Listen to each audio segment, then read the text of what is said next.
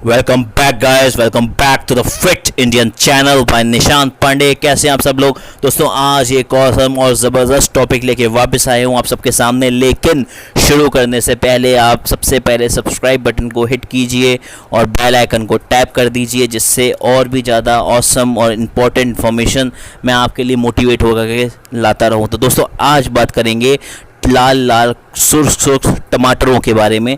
हर किसी के घर में होते हैं, हर कोई खाना पसंद करता है, कोई सलाद में खाता है, कोई सब्ज़ी में डाल करके खाता है, अलग अलग तरीक़ों से खाए जाते हैं।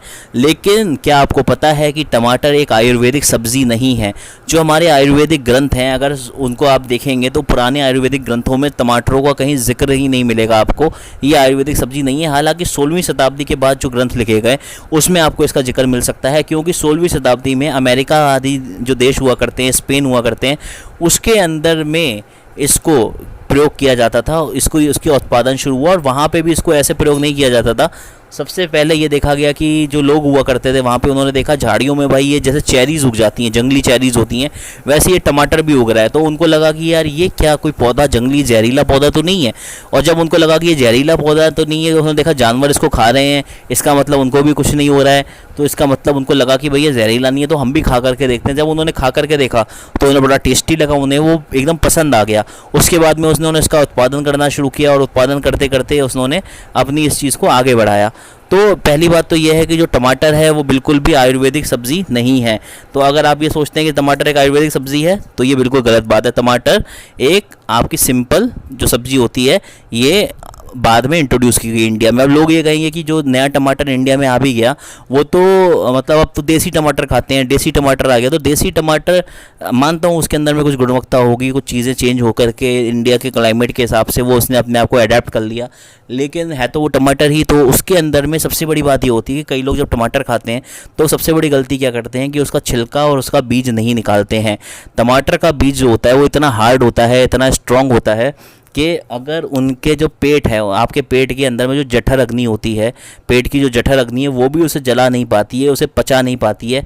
और कई लोग आपने देखा होगा मोशन में, जो लोग खुले में मोशन करने जाते हैं वो देखते हैं कि जहाँ पे वो मोशन करने जाया करते थे गांव आदि जगहों में, वहाँ पे झाड़ उगाए हैं, वहाँ पे टमाटर उगाए हैं। तो वो टमाटर किसी ने काट के फेंका नहीं है वहाँ पे। वो हालांकि जो काट के फेंकता है वहाँ तो वो उग ही आते हैं, लेकिन वो बीज इतने हार्ड थे, वो वहाँ वही डाइजेस्ट नहीं हुए और वहाँ पर वो झाड़ उगाते हैं। तो आप सोच सकते हैं कितने हार्ड बीज होते हैं, ये डाइजेस्ट होते ही नहीं हैं। तो टमाटर का बीज कभी भी नहीं खाना है, क्योंकि बीज जो उसका होता है बॉडी डाइजेस्ट नहीं कर पाती है, ये दिक्कत ही करते हैं। दूसरा फिर इसमें जो टारगेट आता है वो ये आता है कि इसका जो छिलका होता है, इसका जो छिलका होता है बेसिकली ये गैस करता है। ये जो बेसिकली लोगों कई बोलते हैं यार हम तो कुछ खाते भी नहीं उल्टा सीधा, हमारी तो डाइट भी सही है, हम तो सब कुछ सही करते हैं, फिर भी गैस हो गई। तो गैस इसलिए हो गई क्योंकि आपने छिलके सहित टमाटर खा लिया। आप ये छोटी छोटी गलती ना करें। आप ये छोटी छोटी गलती करते हैं, फिर उसके बाद में बोलते हैं अरे हमको गैस हो गई, अरे हमको ये हो गया, हमने सलाद में टमाटर काट के खा लिए, ये कर लिया। तो अगर आप टमाटर की सब्ज़ी भी बनाते हैं तो आप हमेशा याद रखिए कि टमाटर की सब्ज़ी बनाते वक्त भी आपको उसके बीज निकालने हैं। आप छिलका कैसे उतारेंगे? जैसे आप बैगन की सब्ज़ी बनाते हैं, वैसे बैगन बहुत स्मॉल अमाउंट्स में ही लेना चाहिए। बहुत ज़्यादा बैगन का प्रयोग बहुत ज़्यादा लार्ज अमाउंट्स में नहीं करना चाहिए। कभी कभी की बात अलग होती है, खाली आपने उसका मन किया आपको, है ना, महीने में एक आध बार, उसके बारे में खैर बाद में बात करेंगे। तो जैसे बैगन को आप तवे पे रख के उसका छिलका निकाल लेते हैं भरता बनाते टाइम में, वैसी एक सीख लगा लीजिए इसके अंदर में, या कुछ भी आप इस तरीके से रख करके इसको होल्ड करके किसी चीज़ से इसको थोड़ी देर आप रखेंगे, आधे मिनट के अंदर में इसका छिलका जो है वो पूरा का पूरा मीडियम लो फ्लेम पे आप करेंगे तो बाहर आ जाएगा।